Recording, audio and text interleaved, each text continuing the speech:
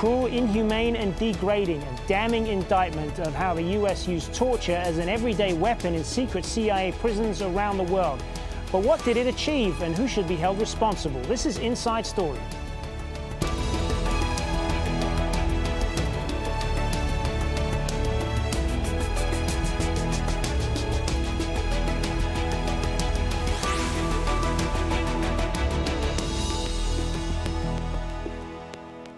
Hello and welcome to the program. I'm Moazzam Begg. A long-awaited report into so-called enhanced interrogation techniques at CIA black sites around the world has painted a bleak picture of U.S. torture and abuse.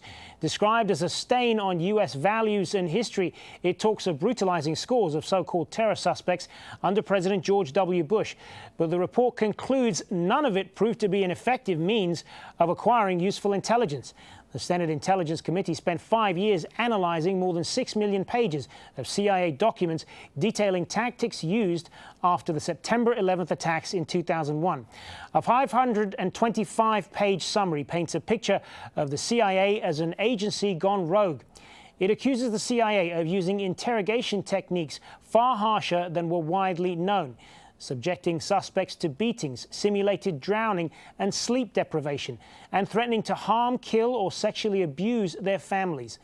The report said the CIA misled the White House, Congress and other agencies to maintain a program that had little oversight.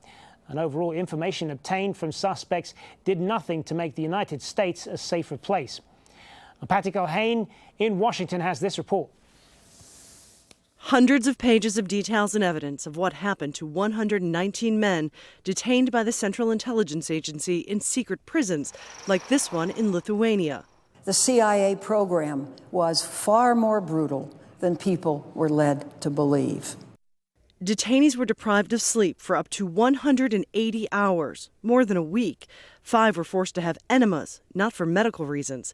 The report says it's likely more than 3 people were waterboarded, which the CIA itself described as a series of near drownings.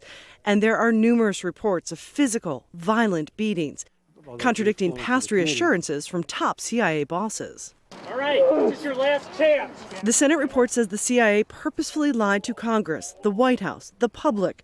Crucially, they say, they lied about the program's effectiveness.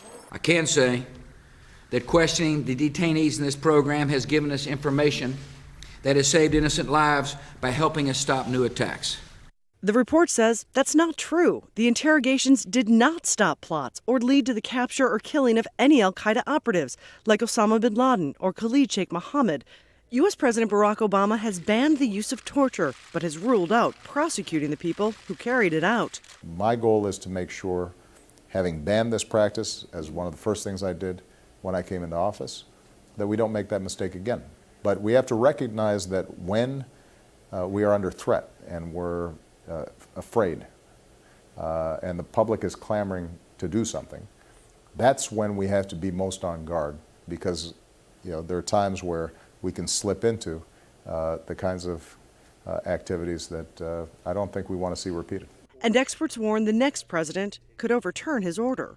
It would unfortunately be pretty easy for President Obama or the next president to ignore executive actions that have been taken on torture, because we've seen a huge expansion of executive authority under Presidents Bush and Obama.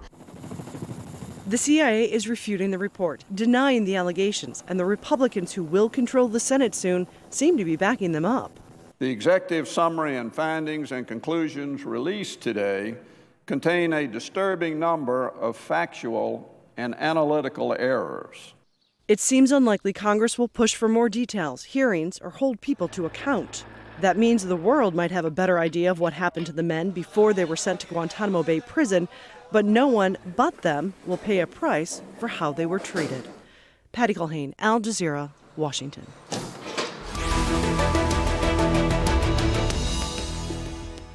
Let's bring in our guests now for this Inside Story from Washington, D.C. Robert Grenier, former director of the CIA's Counter-Terrorism Center. Joining us from London is Claire Alger, executive director of the human rights NGO Reprieve. And completing our panel in Birmingham is Moazzam Begg, outreach director of the rights group Cage Prisoners, and who spent nearly 3 years detained in Guantanamo Bay. Thank you all for being with us on Inside Story. Robert Grenier, let me start with you. Pretty damning report this on an organization that you served in for many years. Your initial thoughts? Well, look, this is a very, very complicated topic, and I'm hoping that we can have a useful discussion on this.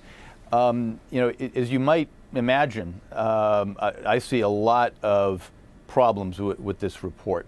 In point of fact, what the Republicans who have issued their own report have said is true in many respects.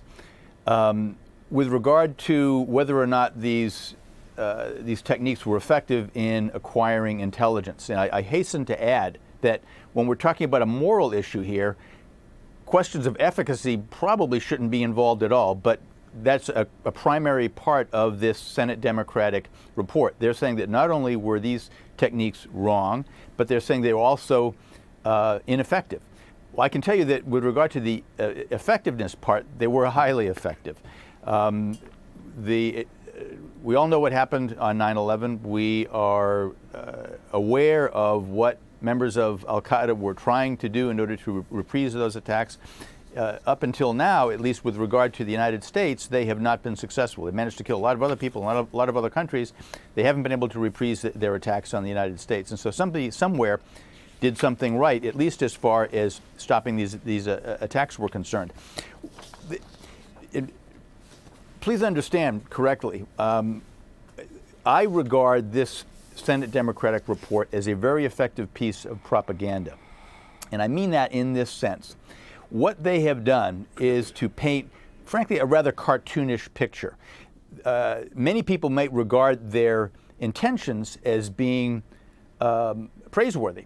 I think that Dianne Feinstein, the current chairman of the Senate Select Committee on Intelligence, wants to make sure that these practices are never employed again. And so what she has done is she has put together a report which is a good deal clearer and more compelling than the truth in order to bring that about. So we may feel positively about her aims here, but the methods that she is using are highly disingenuous and at the end of the day may harm her cause badly. But nevertheless, Robert Grenier, there are some pretty damning accounts in this report, what is a summary of a larger report. And you bring up 9/11. I'm sure no one doubts the brutality of what happened on that day. But many people listening to what you've said there will say that it implies that you're justifying some of the things that were done to prisoners, some of the things that are detailed in this report, such as waterboarding, sleep deprivation, starvation, and so on. Well, let's make a real distinction here. There were certain interrogation techniques that were enumerated, that were authorized by the highest levels of the U.S. government, and more particularly, they were authorized by the senior officials in the U.S. Department of Justice, whose job it is to make interpretations as to what is legal and what is not under international law. One of the things that we really ought to get into is that the whole issue, one of the difficulties here, is that the International Convention on Torture, which is what the law that applies here, is maddeningly inspecific. Essentially what it says, I mean, I could quote the language to you, but essentially what it says is thou shalt not torture. And that leaves room for all sorts of interpretation. And at the end of the day, people can come out with very different conclusions as to what ought to be permitted and what ought not. Now, there were other things that were done in these CIA black sites that clearly exceeded what was allowed. Those were isolated incidents, but nonetheless, in some cases, they occurred, and the perpetrators were actually punished, either administratively, if they didn't reach the level of a criminal offense, and in some cases they were punished under criminal statutes. But this report conflates the two. It says that yes, there were all these authorized things to do, and that CIA did. They were authorized to do them, and that they were very, very bad. And look, they did these other things as well, and somehow they conflate the two as though it was all sort of one unvariegated mass of criminal activity. So we really need to take a look at this very, very carefully and have an honest discussion about what actually happened here and what we really ought to think about it. Moazzam Begg, much of what's contained in this report isn't going to surprise a lot of people, least of all yourself, I suspect. What do you take from it? Well, of course, we, the former prisoners, the lawyers, even former guards and interrogators have been saying this for the past 13 odd years, that torture has taken place, people have been raped, people have been brutalized, people have been subjected to sounds of women screaming next door that they're led to believe that their wives and their children, which is what happened to me. But more importantly, just to respond to your guest, is that he's correct in saying that it was from the highest levels of government where this authorization came. And people like Alberto Gonzales and Jay Bybee, who were the most senior legal advisors to the Bush administration, said that for something to constitute torture, it must include organ failure or death. Otherwise, it's not torture. Of course, that's going to be interpreted on the ground as a no-holds-barred operation in terms of what torture means. But here's one example, one stark example, waterboarding. It was first used during the Spanish Inquisition. It's called in Spanish tortura del agua, torture of the water. And American soldiers who were waterboarded by the Japanese during World War II, those Japanese soldiers were prosecuted for war crimes successfully. And yet how could it be that we could say in 2000 and whenever it happened in the past 10 years that this is no longer torture? It doesn't make any sense. And so what we've got is a reinterpretation of torture. And what's missing in the story of all of this is that what does this do? And when does torture become justified? Because torture is a crime. False imprisonment is a crime. Kidnap is a crime. If I was to do it to somebody in a normal situation here, I would be prosecuted. How could it be that the President of the United States of America, the first thing that he says after that he said that torture will be stopped, is that those who were involved in this torture, in this crime, will be immune to prosecution. Those agents who conveniently destroyed the tapes of waterboarding of Abu Zubaydah, for example, were never brought to book. So that, in a sense, is an evidence of torture being done, a crime being done, the evidence being destroyed, and then nobody being brought to book. It is completely outrageous that after this torture inquiry has been made public, which I'd have to applaud the Americans at least for doing that people would come around and try to justify it.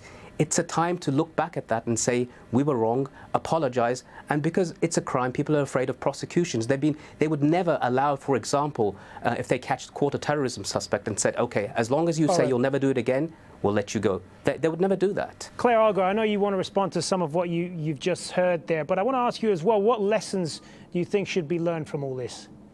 I will come back and respond to some of that, but in answer to your question, I mean, I feel that this report is a positive thing, and I think that the Americans should be commended for having undertaken the work. I know that it took an incredibly long time. It was an extraordinarily painstaking process, and I think it's a step on the road to transparency. It's not accountability. You know, as you've said, as Moazzam said, we're not looking at prosecutions in the US here, but at least it sets some information out, and that in and of itself is very powerful. You know, if someone were to read pages 40 to 46 of the summary report, which details what happened to Abu Zubaydah, it's incredibly powerful stuff.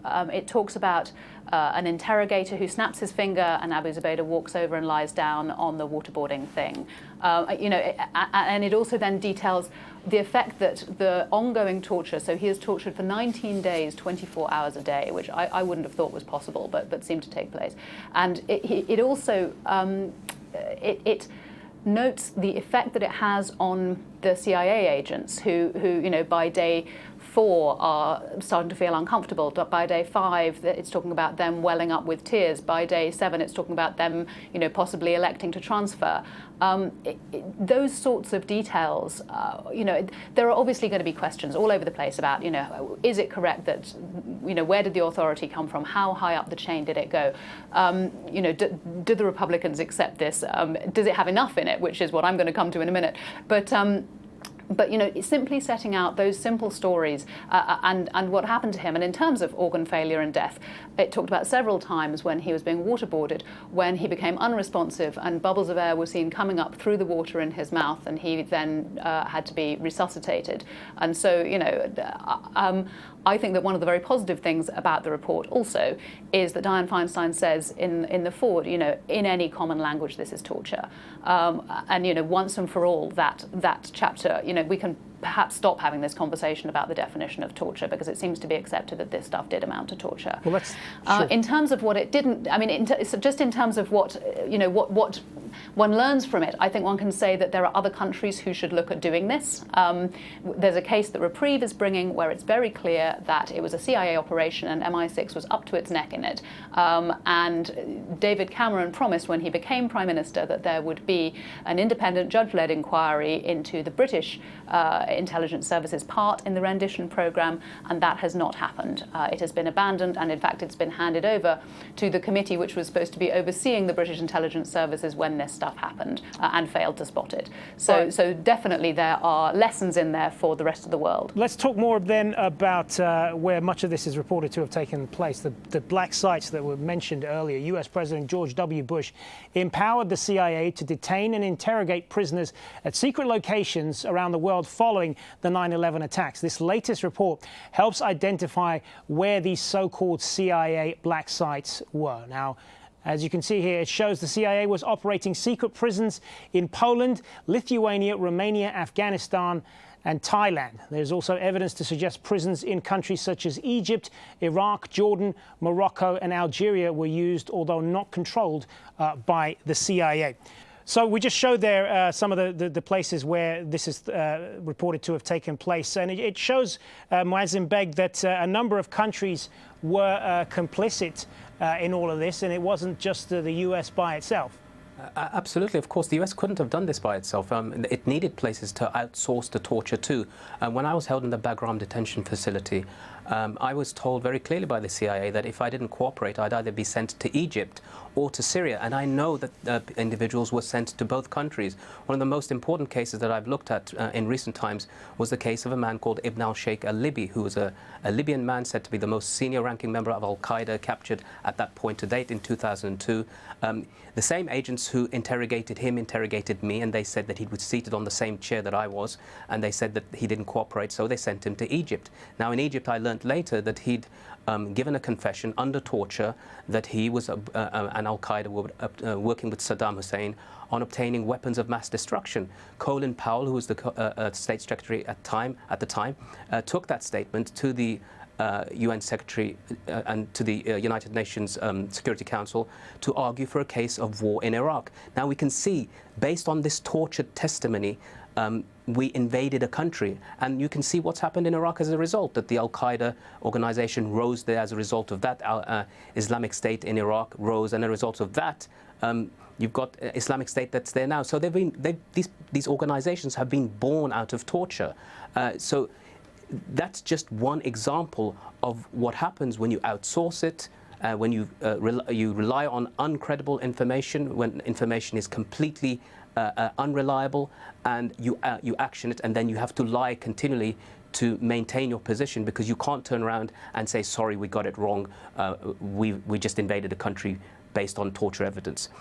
The other cases you can talk about is as Claire mentioned, we gave a whole series of cases of people that have been tortured across the world with the complicity of the British government. And unlike the Americans in this case, I would say this much, is that at least the Americans have come forward and have been honest about what's happened.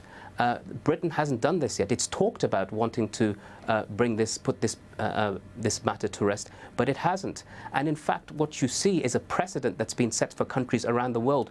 You can see Egypt, countries like Syria and others, when they say now they have a war against terror also, you can see how journalists, if they are regarded as against the government, will be charged with terrorism crimes and imprisoned.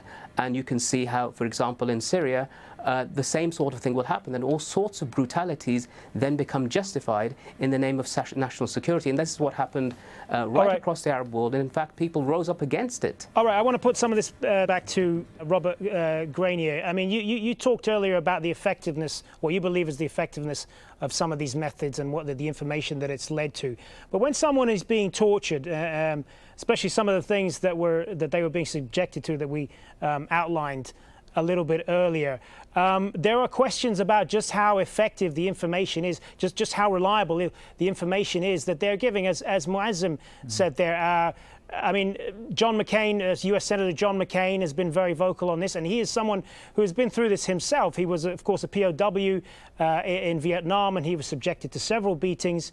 And he ended up giving names that were completely false because he just wanted the pain to stop. I mean, this is the trouble with what you refer to as enhanced interrogation, what some people simply call torture, is the reliability of the information that they are giving, because they just want it to stop. This is a very complicated subject, and it's largely misunderstood. Let's see if we can pick at this a little bit. I think the popular conception of torture, sort of the classic case, if you will, is one where you have police or intelligence agents or whoever who are interrogating an individual, and they want a certain answer. We think of this more in, if you will, a law enforcement context, that really what they want is they want the confession, they want the admission. And once they've gotten that, then their work is done. That was the case with John McCain when he was being held by the North Vietnamese. John McCain didn't have any information that was of any interest to them. They wanted him to confess to the fact that the U.S. was engaged in war crimes in South Vietnam. And to him, it was a matter of honor to resist that. And when he broke down and acceded to their desires, that greatly informed his view of torture. And he clearly was tortured.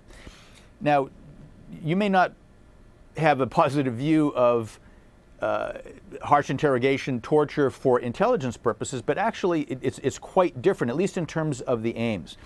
If an individual is being questioned for intelligence purposes, and that individual makes certain admissions, and he gives up the names of colleagues, for instance, that's not the end of the process, that's the beginning of the process.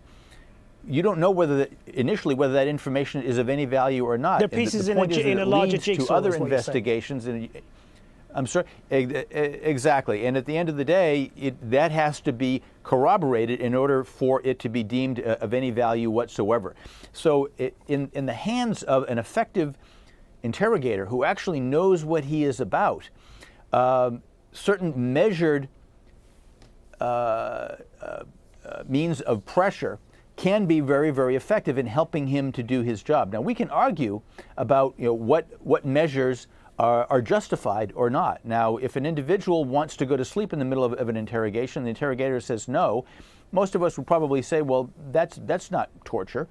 But if he's kept up and denied sleep for 24 hours or 48 hours or 72 hours, at some point, we would all agree that that's certainly verging on torture, if not actual torture.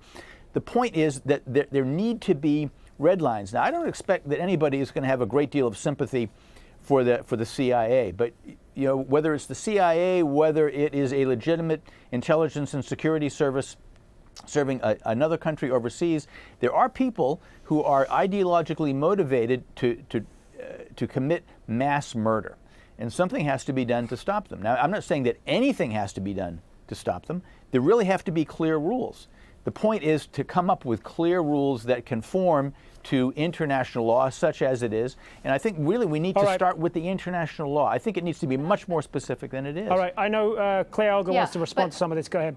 Well, I was just going to say, I mean, the problem is that if one looks at the report and one specifically, again, looks at this case of Abu Zubaydah, initially he was considered to be number 3 or 4 in Al-Qaeda. He was subjected to really appalling torture, and I don't think that there can be any question as to that. And indeed, one of the things that I found quite disturbing in terms of the kind of up-the-line authorization thing is that the CIA agents involved sent a message up the line saying, we think that we're approaching what's not legal here. And the thing that came back down the line is it's incredibly unhelpful to put any of that in writing. Please don't do it again, which I think is worrying. But also, at the end of all of that, it was decided that he wasn't actually a member of Al-Qaeda, and that no useful information had been gotten out of him. And yet, and this is the problematic bit, the procedure was still deemed to be appropriate and indeed used as a precedent for future HVDs because it had shown that the guy didn't actually know what it was the CIA had thought he knew. And that, I think, is completely unacceptable on any view. All right, that is going to have to be the last word. Thank you to all three of our guests, Robert Granier in Washington, Claire Alger in London, and joining us from Birmingham, Moazzam Begg. Thank you very much, all three of you. And a reminder, you can find this show and many more on our website. That's aljazeera.com. Just follow the links for shows and Inside Story. You can also leave a comment there. Or you can also add to the discussion on Facebook. Just add /AJ Inside Story. I'm Moazzam Begg. Thanks for watching. Bye for now.